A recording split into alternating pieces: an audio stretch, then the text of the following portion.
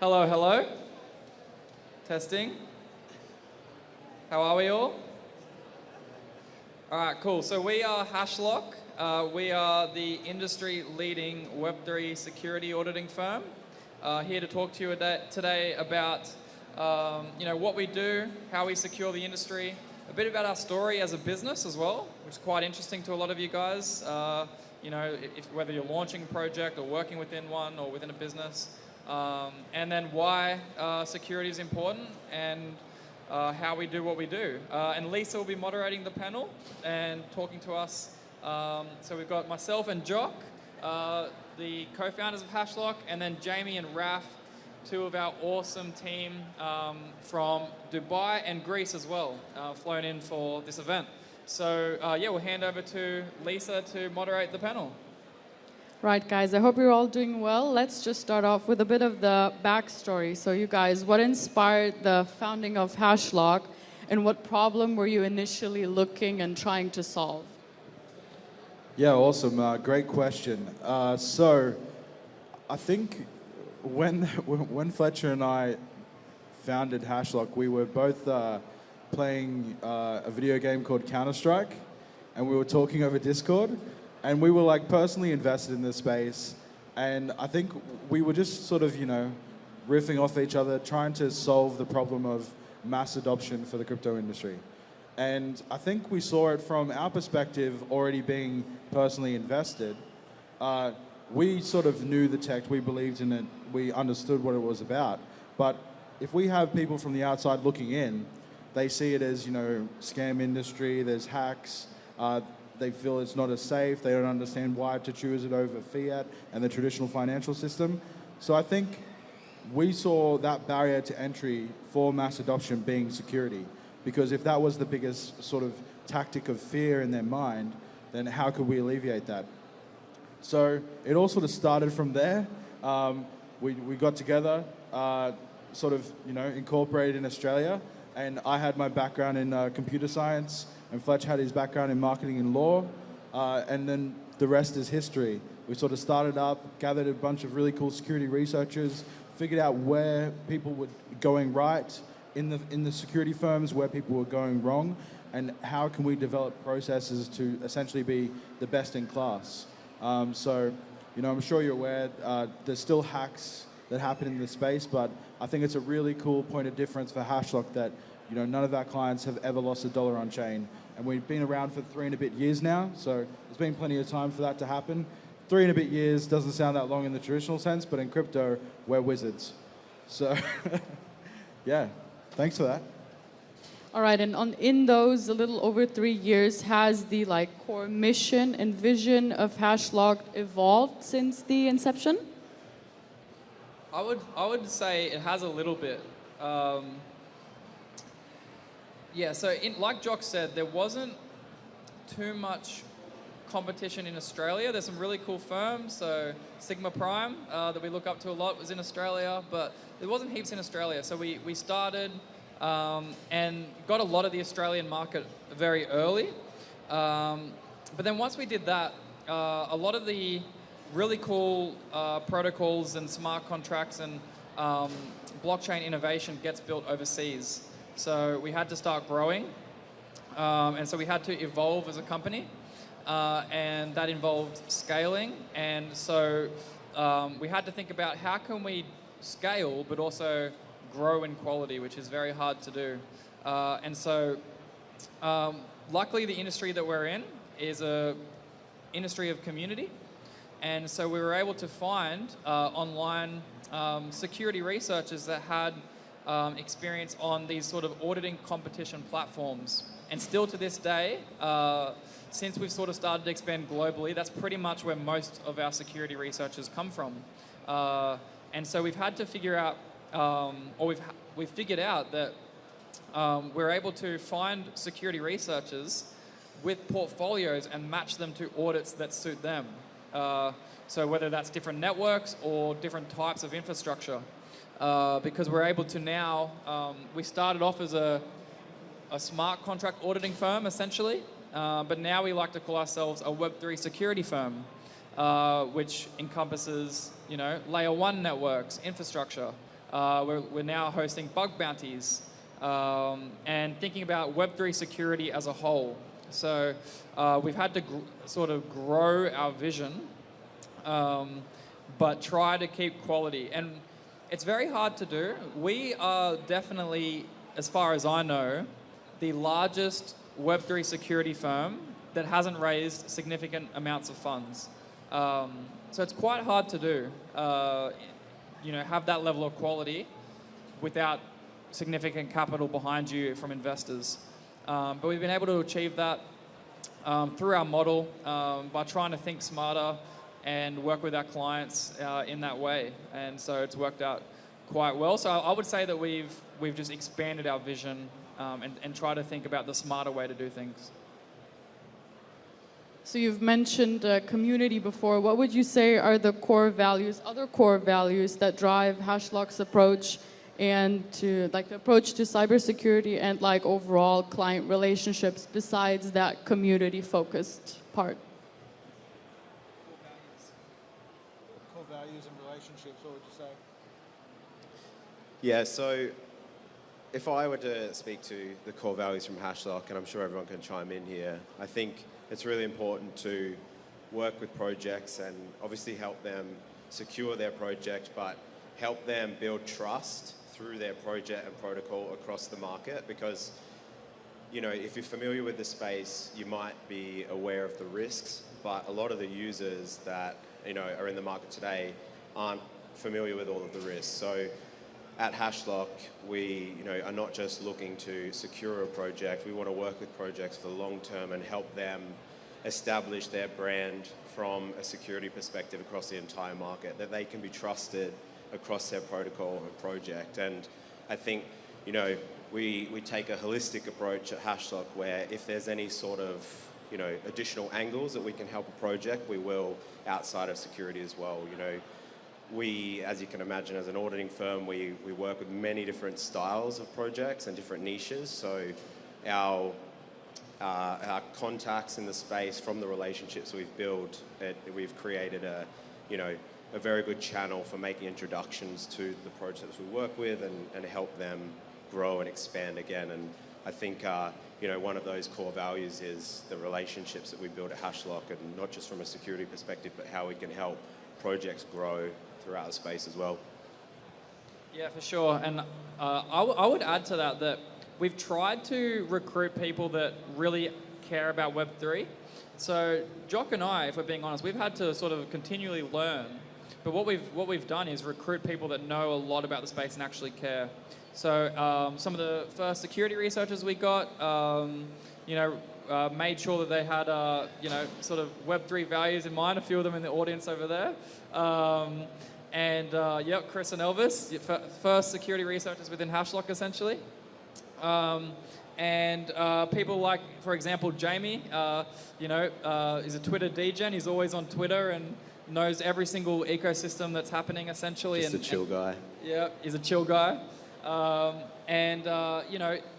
So we've had to get people that are deeply invested in the space, to be honest. It's very highly correlated to how much they're on Twitter. And keep those Web3 core values because, we are a business, so yes, we have to grow, but, Jock and I have to sort of look after that, but we've had to make sure that we recruit people that know more about the Web3 ecosystem than us and are invested in it equally or more than us. And so, so as we've grown, especially over this year, our from our security researchers to our project managers, they're all usually traders or holders and heavily, caring about the industry as a whole. And I think that helps the company vision of having people that actually care about the Web3 tech has been something that we've tried to expand and focus on. Also, in terms of business, looking at the benefits and key differentiations, what unique benefits does Hashlock offer to the clients in the blockchain and the Web3 space? What would you say? Raf, you want to have a go, Raf? Let's go. So, as Jamie said before, we try to do a holistic approach to projects that we work with. So we don't look at clients as one-offs. So work with them for their security and then send them on their way. We try to add as much value as possible to projects. Now, apart from that, we also have a different approach to the standard Web3 audit scene, I would say. So usually, most audit companies out there, they have this like old-fashioned approach, I would say, which doesn't work with Web3 timelines that much, where you engage with them for the audit, then you have to wait for whatever amount of time they said that it will take for them to complete the report. And between that, there's no actual communication with the project and the team that's doing the audit. That in Web3, that doesn't work really well because it's a waste of money and it's a waste of time as well, because it doesn't make sense for a project to not know of an issue that the auditors might have found on day 2 of the audit and wait for it to hear about it 10 days later. So we have an active communication channel with the projects that we engage for their audits. So once a client starts their audit with us, we create a communication channel between the security researchers that are working on the audit itself and the project's team, so that they can immediately know and get reported of an issue that we find in the code base, so that they can simultaneously start working on the updates as we're going through the audit itself.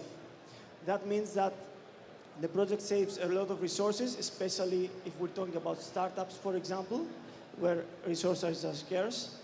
They save a lot of resources and they save a lot of time as well to be able to meet the deadlines that they are usually working with. Anyone want to add anything else? No, I think it's a pretty good summary. I think we try to support our clients to help them to be successful, and we do everything that we can because it benefits us at the end of the day and it benefits the industry. So that's what I would say.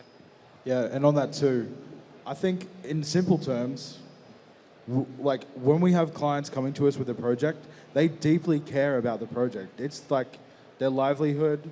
It's their, it's what they, have built. So caring about it, like they do, nets this really good outcome that, if they need help with funding, if they need help with dev, we know where to point them.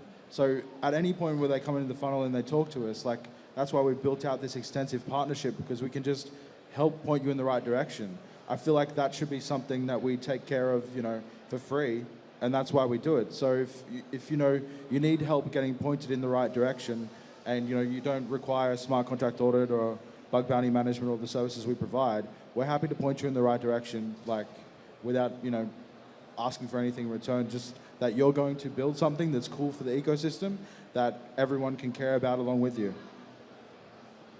All right. Now that we've gone over the benefits and key differentiations, I would like to know more about any examples you guys could share of how Hashlock services have helped previous clients achieve their security goals, perhaps?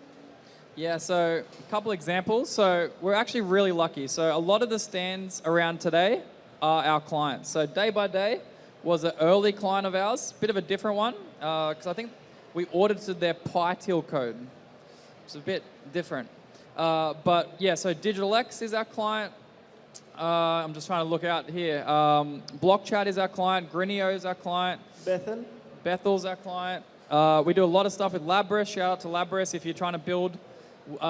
There we go, the boys. If you're trying to build Web3 tech, go with Labris. We have a partnership with CoinStore as well, don't we? Yep, yeah. Work with CoinStore. We've been very lucky in the Australian industry. So yeah, there's a lot of examples, and Hashlock.com has a lot of our audits on there that you can look through, and we try to be transparent. There's pretty old audits on there, and you'll see that the newer ones, as they should, are more detailed than the older ones. So we're always trying to care about improving and not staying comfortable, because like I said, yeah, it is a hard industry that we're in, and growing a firm in Australia without significant funding from investors is difficult. But I think that we've done a good job caring about quality and caring about our clients. Yeah, so Mesfi is another client. Yeah, we've done a lot of cool stuff. So yeah, I think they're probably the best examples, unless we think of any others. Yeah, on that as well, constantly iterating. We're in a tech that is still emerging. Like this tech is still in its infancy. So if we're not constantly iterating and changing and trying to refine what it is that we're doing, at the fast pace that the tech is evolving, you know, eventually what we do, if we don't keep changing along with it, isn't going to suffice anymore. So that's why we're constantly honing our craft, we're constantly refining, just trying to essentially get the best service that we can to you guys. So looking at that track record of success stories, can you walk us through like a typical audit process from the initial engagement to like the final report? Yeah, definitely. So obviously it has to start in the sales process, unfortunately. You know, we have to onboard them, have to do all that salesy stuff. But once we've done that, there's a few things. So we actually like to put them directly in a Telegram channel with the auditors themselves. And they can ask for the auditors' individual portfolios. We like to give that transparency, so we'll put them in a Telegram chat. We do a bunch of onboarding procedures with the client in terms of scoping. Early on, we had a lot of scoping issues, so we've made sure that we have a very clear scope in terms of exactly what parts of the GitHub are included. And then we go through an iterative process. So once we start the audit, maybe Jock, you'll be better at explaining sort of the stages of the audit, maybe. So once we get our hands on the code, we look through it, scope out, you know, we'll deliver you a quote of what we think it's going to cost. Then once that's all approved and it's good to go, we start diving in line by line. Obviously, all firms use all the automated tools available, Solhin, Slither, tools like that, but we also have some proprietary tools that we use. But the main thing is manual analysis. All of our security researchers like to work differently. We have people who sit there in their favorite IDE with the right color theme and go through line by line. Some people print it out sitting on a plane, going line by line with the code, and that's how they like to work. We're pretty eager to just, you know, accept all different people to how they want to work. But once we find those vulnerabilities and exploits in the code, we'll deliver a closed source report to the team, the project leads, the devs. They then fix it in the way that was specified within the report. Once they've fixed it, we then check that it's fixed, do a sort of re-audit to check that there's no other vulnerabilities that have popped up because of the changes, and then it's good to push live to mainnet. Once it's mainnet as well, we have that open source report. It has all the vulnerabilities that were detailed, and from where they've been vulnerable, that they're now fixed and resolved. Okay, so communication seems to be like a key aspect in like client relationships, but what about like specific services that Hashlock offers beyond just smart contract audits? Yeah, so like I said, that goes into calling ourselves a Web3 security firm. So a big one that we're trying to push is bug bounties, because I believe that after you launch, you need to still incentivize hackers to not steal your stuff, all of your funds, if they do find an exploit. So bug bounties are massive, and we've got a few on our site at the moment. That's growing quite rapidly. And then you have things like support around, you know, security consulting, security tooling, and yeah, essentially wider support around Web3 security as a whole. We've done some engagements where we'll consult as they build, like pre-audit support as well. But really everything does sort of center around the audit itself, just by the nature of how Web3 technology works, where you have sort of this, this launch aspect where it's very hard to change things afterwards. So yeah, everything sort of centers around the audit. Yeah. The bug bounties is really cool because if you go to our site, look at our bug bounties, you can see the projects there with active bug bounties. You know, feel free, look through the code, let us know if you find anything. You can see the rewards that are laid out there. It's a good way to give back as well because essentially we only manage that. So there's, you know, payouts available for white hat hackers if you're interested. And as well, that's where Hashlock sources a lot of the best talent. It's these bug bounty platforms where we find security researchers that have these niche abilities to, you know, have specialty in maybe it's Move, maybe their specialty is PyTeal. We can choose people who already have that validated experience auditing certain aspects, dApps, tokens, whatever it is, and put them on similar jobs so that they, can hone their expertise in that certain craft. Couple last questions from me, and then we can open up to the audience in case anyone has another question. My next question would be, how does Hashlock contribute to the overall security and trust in the blockchain and Web3 ecosystem and like other platforms? Can you elaborate on like some experiences or insights in that sphere? It's a hard one. What do we think? Go for it, Raf. So, as Fletcher said previously, we're pretty transparent. All our public audits are available on the website. Anyone can have a look, and they are actually pretty detailed. You don't have to have a technical background to understand if a project is safe or not. And I think a common pitfall that most Web3 users do is they neglect to check if a project has done any kind of security work before they engage with it. So one way that we actively use to support the Web3 community is by having this kind of transparency and this kind of humanly readable reports. You don't have to be a developer. And also, I would say, again, as we touched previously upon, we try to give value to our clients. So we try to cover any of their needs that we can, apart from the security side. If it's VC intros, if it's introductions to dev companies, marketing, anything that we can help to add value to a project, we do. And that's free of charge.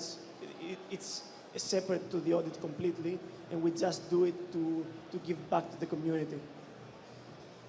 Sounds like you guys got a lot going on at the same time. I would be curious to know, like, what are some of the biggest challenges and opportunities, like, specifically in this cybersecurity landscape for the firm?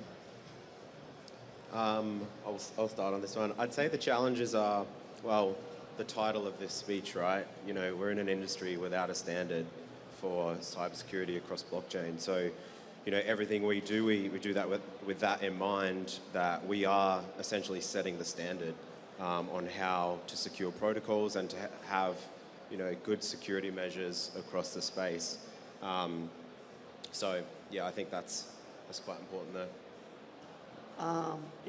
If I can add, I want to say that I feel like the biggest challenge is educating not just users, but projects as well, because usually most projects come to us to get an audit after they've gone to mainnet or as they're about to go to mainnet, which is not the ideal time to go for a security audit, because if you find something that's critical or breaking, you have to go from scratch and you have to delay, and that's not good for anybody. So I think that the biggest challenge this space has to face right now is projects to not downplay the importance of doing security work when it's the right time, which is before going live, so that you can have proactive security, not reactive.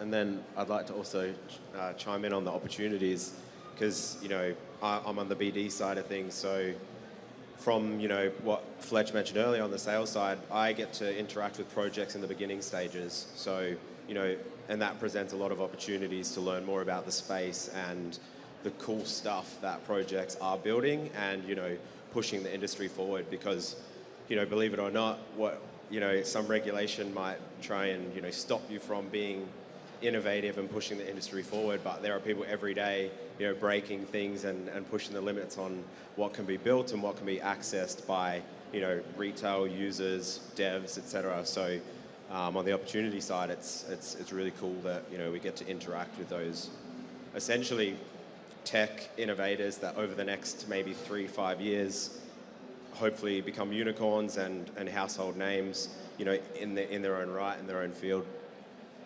Couldn't agree more. Yeah, I agree with what those guys said. I think continuing to follow the industry is another hard thing, because it's so fast moving, and yeah, like, we do have to keep learning, because there's so much crazy tech being built in the blockchain space, and we're expected to secure it. It's quite daunting, to be honest. So yeah, we have to have really good team and keep finding good auditors because I think the space moves very fast, the tech moves very fast. So I think the challenge is actually just continuing to do good security on new tech.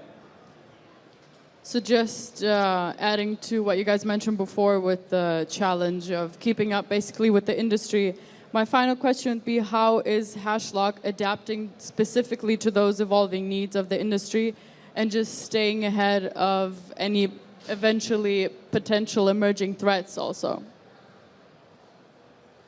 I think it is a massive challenge to do it. I think we do spend a lot of time across the team. So when we onboard staff, we don't tell them like this is your one thing that you have to do. We say your job is to help Hashlock and our clients. So a lot of our staff are constantly doing their own research as part of their job, and talking about the industry as a whole between each other. And so we sort of have a natural R&D process of learning and a culture of discussing and sharing things that we see that are happening in the space. And that helps a lot, just like natural R&D. And then feedback from clients, I think, is another massive one because we do have, lucky to have so many clients, but they definitely tell us and keep us updated on how we're doing and how we can keep improving. So I think we just try to have a growth mindset and improvement mindset and not get comfortable and try to keep getting better. It's also interesting too that we're always trying to break out into sort of new ecosystems with partnerships and specialties. I think we're seeing like so many projects in like the SUI ecosystem move audits at the moment, and like certain ecosystems definitely have like their preferred partners. So a lot of the time we need to just sort of put our foot in the door, put ourselves out there, and show people what we can do. And so breaking out into those spaces and essentially proving your worth, which is essentially how all of our security researchers, got the gig at Hashlock. They have those vulnerability findings for us to see. They have those exploits sitting there in their portfolio that we can, see who's the best fit for this. So I think in this industry, as it moves so fast, you need to, diversify yourself from the competition. And the way that we do that is, well, number one, not getting wrecked. And number two, having the best team and the best capacity to provide the best security as a service. All right. Does anyone from the audience have any questions they might want to ask? We have someone with a microphone. Let's just give it to whoever wants to go. Well, you go first, please. Hi guys, thanks for that. So I guess one of your main clients are startups. I'm just wondering, where does your pricing start for a startup? Assuming I'm building my own project right now, and as he said, we need to start early, not late, and we're not so big on funding. We have some funding, so I know it's a case-by-case thing, but like as a benchmark, ballpark figure, where does that start? Yeah, it's a hard thing because as much as we try to be startup friendly, if your project is successful, it could potentially hold hundreds of thousands or millions of dollars on it. So we try to be startup friendly, but there does have to be a level, and as we've grown especially, a level of, so it depends what you're building. I don't know what you're building, if it's a token or a protocol, but it's typically at least low, sort of 5 figures, and then goes up from there.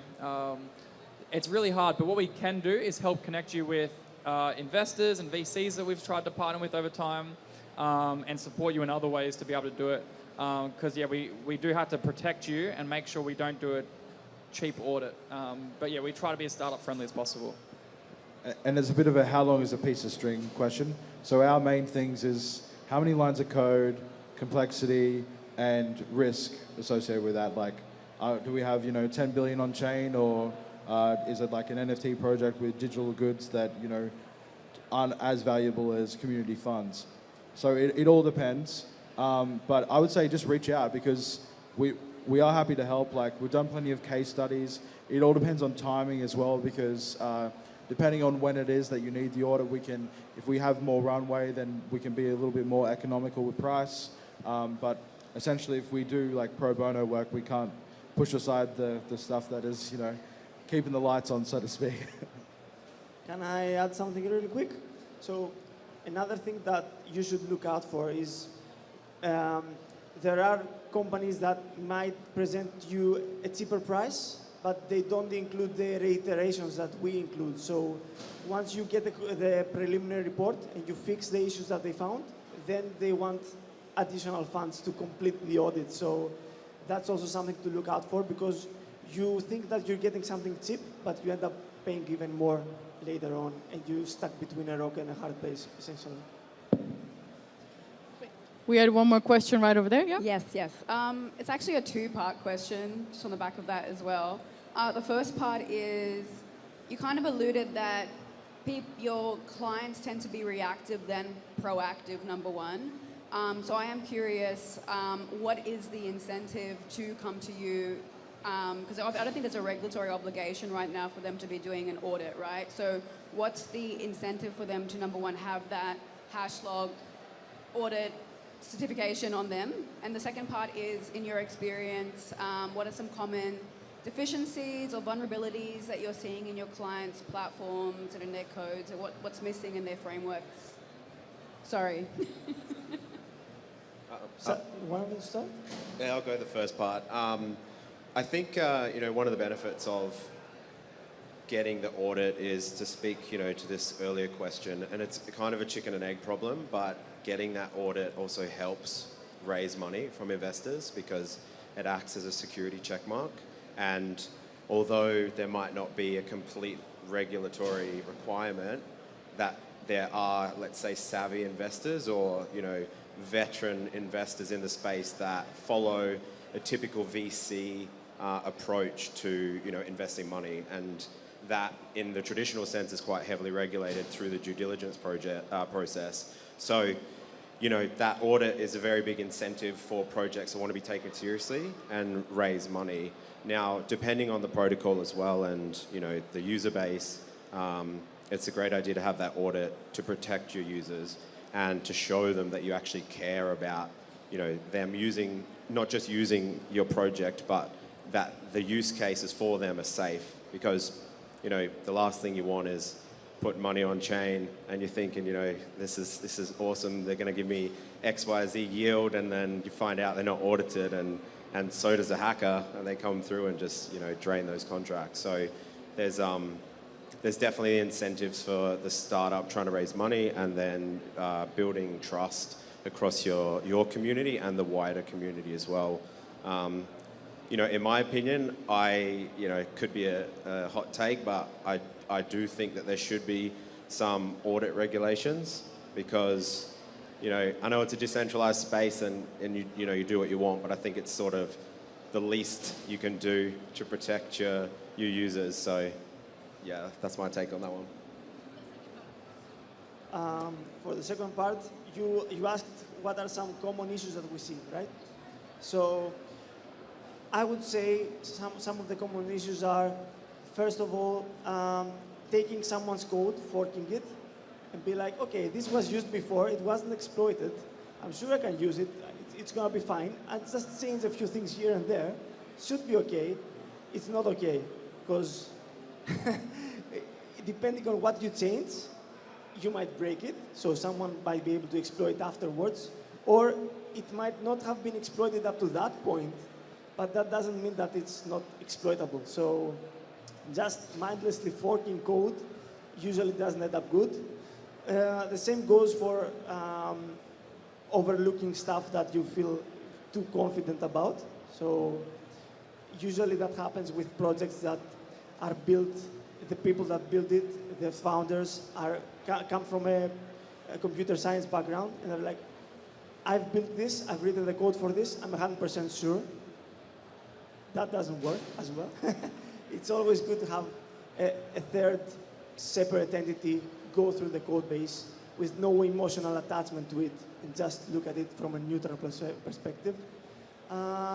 And another thing I would like to say is, that comes to mind, is architecture problems. So you might, during our audit procedure, we also take into account the business logic of a project, right? So depending on what you're building, the code might do good by it, or it might not work as you might expect it to work, or as you want it to work. So architecture issues are one of the common ones that we see as well.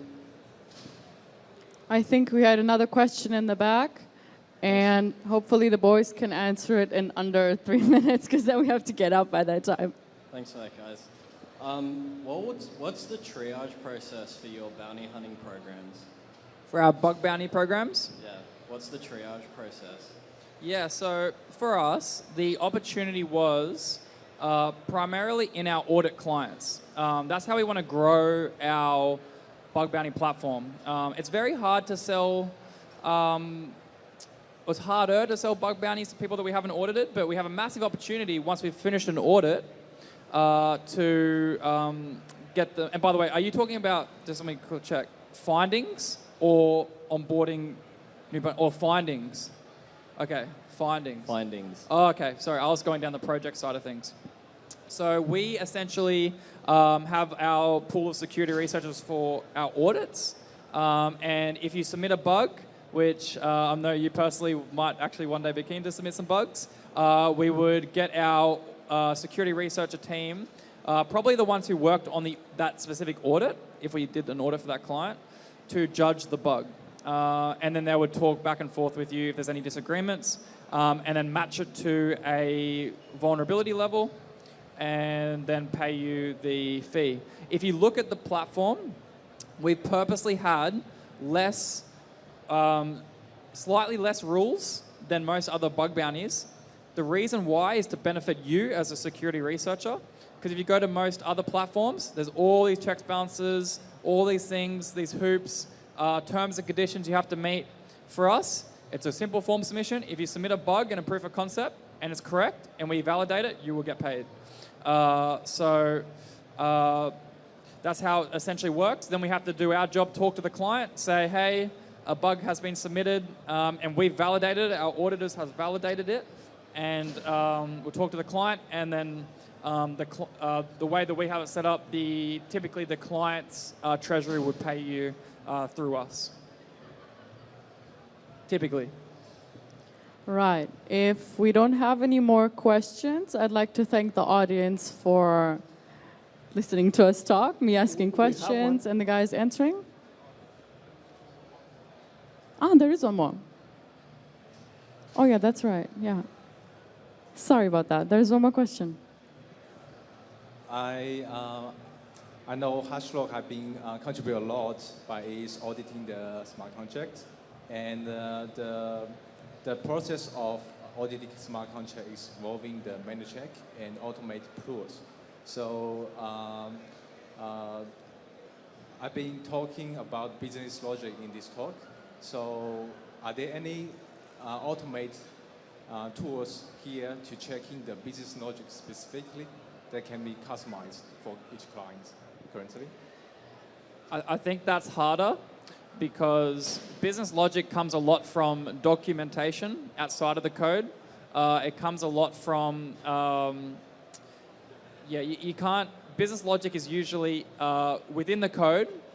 It's coded into the smart contracts and the infrastructure, but there's also context that you have to have from the project themselves and what their objectives are. And so I think it's harder for tools to do that. There's some that try, but in general, no. That's one of the main reasons why auditing is an art form, and you have to get auditors that are very good at what they do, and they're typically very highly paid because they have to understand code and business logic and economics. They have to understand economics. So yeah, it's very hard to get a tool at this stage that can do the business logic side of things.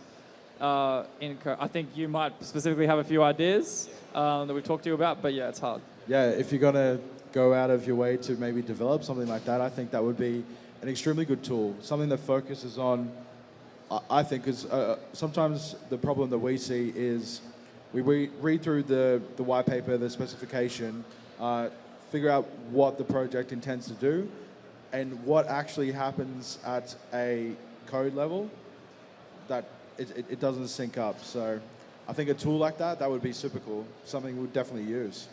Definitely we can cooperate. Yeah, thank you. All right, guys, our time's up. Thank you for all the questions. I hope you guys learned something today. In case you have any questions, we still have the booth up there. Come around, ask more questions, get some stickers, some keychains, and have a nice day at the convention. Thank you, everyone. Thank you. Thank you, everyone. Thank you.